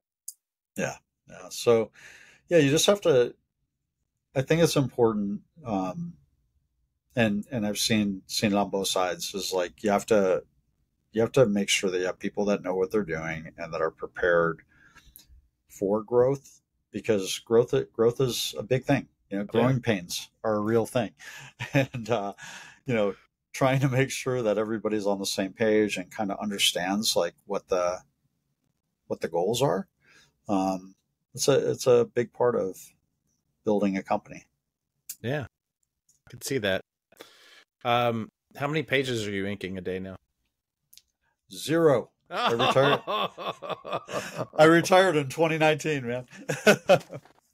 Yeah, I did a run on Detective over Doug Mankey. It was like some Mr. Freeze story. And I remember we were still living in LA at the time. We were in this little apartment in LA, and I was inking these pages, and it was just a lot. And I remember I finished them, and I was like, I turned to my wife and I go, "Babe, I think that's it." She goes, "What do you mean that's it?" I said, "I'm done. No more. Putting down my brush. Put down my brush." So, yeah. Right on. Yeah. What would you look back on this, right? You have, as we've seen, you've done a variety of jobs. and you have worked at the top of your craft and in the crafts that you've chosen. The when you look forward to, I don't know, the day that you're done with this, right? You're done. You finish with you already retired from one job. The day you retire from this one, what how would you like to see just comics, under the capital C comics? What change would you like to see for us as an industry? Man, I think graphic storytelling is a grossly underrated and underappreciated medium. And I would really like to see people take comics seriously the way that I do. One of the you go to a convention like Angoulême, and comics is celebrated in the same way that films are celebrated at Cannes. It's kind of that same feeling, right? Where it's like people are like, "Hey, this is real art. Like this is some serious stuff that requires some fine study and importance." And I would like people who have zero affinity for comics, who could care less about guys running around in tights. I would love us to get the art form as a whole to a place where those types of people can appreciate it as well. So like, that's why I did things like The Fifth Beatle. That's why I did the Bowie book, like those books to me that's approaching fine art. Like it's a brilliant story that is coupled with beautiful art, that gives you emotion, that gives you intellectual curiosity and stimulation. Like that stuff is important, man. And I hope when I leave, and I'll probably be doing this till I die, but I hope when I leave, I leave it in a better place, where people, I mean, my daughter writes comics, Oh, that's excellent. That makes me happy, I want to see more of that kind of thing, What do you think is the biggest risk that faces comics? Well, I think we've seen a lot of it over these last couple of years. I think I know this is sort of like an old horse to beat, but I do think the direct market could stand more ability to be diverse. I think the direct market is riding on such a fine line of profitability that it is very hard for retailers to be as diverse as they could be. Like they should think of themselves as bookstores and not as a comic shop, where people from the street can wander in and can find something that talks to them, not necessarily just something that talks to their Marvel Comics inner fan or whatever, Sure. And that's nothing against the big two. I mean, I appreciate that stuff as well. I would love to see that kind of thing start to occur, because I think that would lead to the previous thing I just spoke about, which is how great graphic storytelling is, because it should be all of those things. I think the other thing is I would love to see, and we're seeing a little bit of it right now, where I think there's a little bit of interesting transition in our industry right now, where I would love to see non-serious players who come into this industry to profit and not to make great content. I'd love to see the industry just keep rejecting those people, because I do think it happens. I think it happens after a certain amount of time. Sure. Yeah. But there's still too many of them that keep popping in. And it's like, I'd like to see people that actually know what comics are and know how to make great things and care about making the great thing. I'd like to see more of them, and like less of the Hollywood bro tech guy come in and say, "Hey man, I'm going to make an AI company and it's going to do all this cool stuff and make comic," and you're just like, "Oh, why?" Yeah, I think it's happened enough times that I'm now completely convinced that the minute someone comes in and says they're going to fix comics, that they're just not long for this world. That Right. is the this company is going to go out of business. That's the Oh, yeah. indicator. Yeah. Going back to your question about the direct market, your answer about the direct market, is there a business side? Is there a distribution or publishing, or is there a shift in pricing? Do you see that there's a path towards that future? I think that the path is being built in little bits and pieces by every publisher who is trying to do something a little bit different and unique to help that pathway. What I would say is that it's difficult. It's really difficult because retailers aren't the only ones operating on a razor thin profit margin. Everything from getting distribution to care as much about the clients that provide the material that they sell as they care about the clients that they sell to. I think that's important. And I would say that right now, the current distribution model isn't necessarily set up that way. I would also say that as publishers, like, I think we do a certain amount of stuff that is helpful, but I would say that, again, it's a razor thin margin. Like, we can't give books away. Yeah. We're not there. And what other things can we provide to help retailers sell if the retailers maybe aren't necessarily willing to even take measures themselves to help themselves sell better? So I think it has to be a mix of all of us working together to find better ways to find more customers. And I think part of that is crafting unique products and new things that speak to different audiences. I think it's enabling people to financially take that risk to take on that material and then help them find ways to let people know that they have the material. All of those things. This is why digital is so important now. This is why direct to consumer is so important, because after a thing like the pandemic, like, people may not always want to go into that dusty looking little corner shop. Sure. They may want to do it from home. So finding ways to get the word out that there's some really beautiful, amazing stories that you really need to read. Just go here, do this, click that button, or walk out to that store. Like, finding ways to get people to understand that is always the task, right?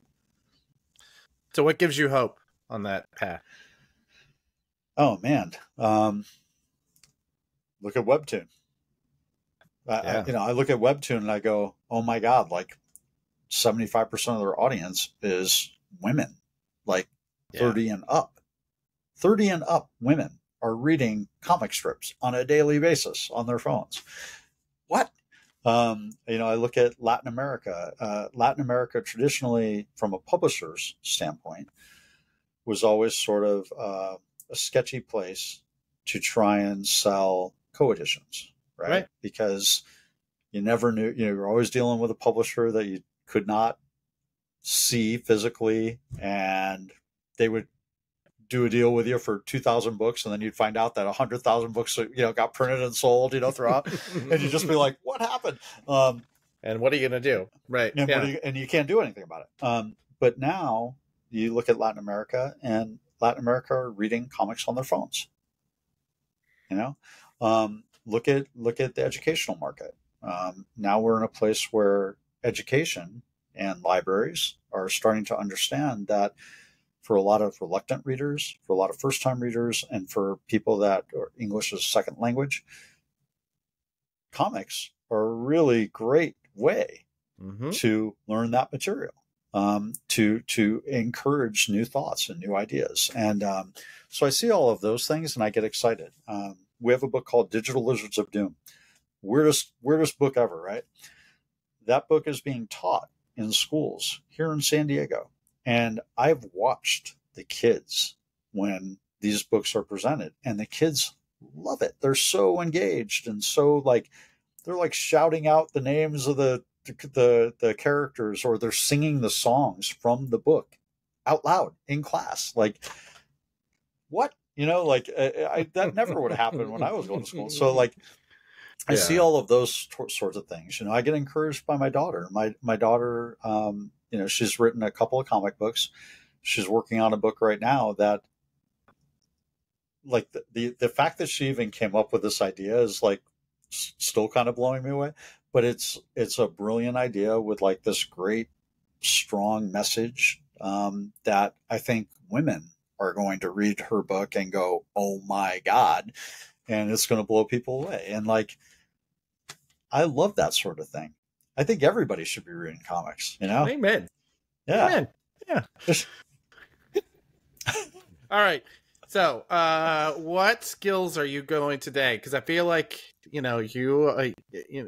obviously you've become this sort of, I don't know, you just keep getting, like I said, I think Forrest Gump, that was a really good one. So what's next? Are you just going to, at some point, president of comics? I don't know. What's next? I cannot imagine. I don't know, man. I don't know. I mean, I've always felt a little bit on the business side, a little bit like an outsider, because I came from the creative side. Yeah. And I still write. I'm still writing on my own, and I don't want to go back to inking full time, but I like coming up with stories. I like still doing that stuff. But I think from my standpoint, I just want to make Mad Cave a force to be reckoned with. I want to support good people in our industry. We talked about Dan earlier. Dan's doing a bunch of books with us. And I want to make. So you're the reason I can't get on his schedule right now. Is that it? I see. Sorry about that. But yeah, I just want to make good stuff, and and it doesn't need. I don't need accolades or any of that kind of silly stuff. All I care about is making good stuff. Taking care of my family, making good stuff. It sounds really simple, but it's a lot harder than people realize. Oh, it definitely is. And it is the simplest path. Mark, this has been wonderful. I thank you so much for the time and what I'm sure is a busy day. Thanks, man. Where can people find you, and where can they learn about all things Mad Cave? Well, you can go to madcave.com, madcavestudios.com. And then as far as I go, I am only on LinkedIn. I am a very anti-social media guy. Not anti, I shouldn't say that. I'm just not on it. Well, thank you for all the acknowledgments on LinkedIn. You've been a big fan of the show as we've gone. I appreciate that. Oh, yeah. No, man. Hey, you had Koo on, you had Philip on, I love those guys. So, the Philip episode is awesome. It was so good. I can't wait to share it. All right. Hi again. Thanks so much for watching Comic Industry Insiders. It, as always, is our pleasure to talk to the movers and shakers of comics and to bring you those conversations. We'd love it if you'd support us with a like and subscribe, and telling your friends is always good, but really what we want to do is hear from you. Any questions, any suggestions you have about our show, any suggested guests, frankly, anything at all, we'd love to hear from you. Our producer is nearly always Stephanie Gerk, and our researcher is Anthony Militano, who makes me look much smarter than I am. All right, guys. Thanks so much. Namaste, y'all.